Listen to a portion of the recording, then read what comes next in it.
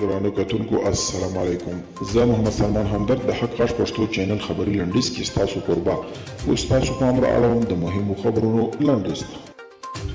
طالبان وایي که سوله کوم سیاسي مفهوم او غرض ونه لري یوازې د جګړې د ختمېدو په معنا وي نو بیا خو په ټولو نیول شویو سیمو کې عملا سوله حاکمه ده. هلته نور جګړه نشته.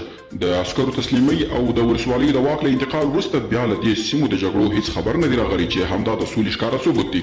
ولسمشر غني امریکا ته د خپل سفر په ترڅ کې د دغه هیواد د استازو د جرګې له مشرې نانسي پلوسي سره ولیدل. ولسي امریکا ته د غني سفر د کابل واشنګټن لپاره مهم وباله او زیاته کړه چې د دواړو هیوادونو اړیکې ژورې دي.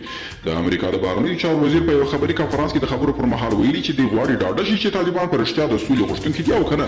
د بلینکن په وینا طالبان دمګړې جګړې شدیدې کړې دي چې د جګړو د شدت د سولې خبرو سره همغږي نه لري.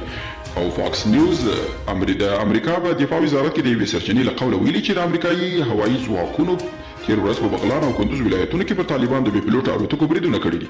د سرچینو په وینا د امریکایي ځواکونو په دغه هوایي بریدونو کې د یو شمېر طالبانو ته مرګ ژوبله اوښتې ده. نو شنونکي وایي چې د امریکا دا ډول بریدونه کیدای شي د سولې پروسه له ګواښ سره مخ کړي.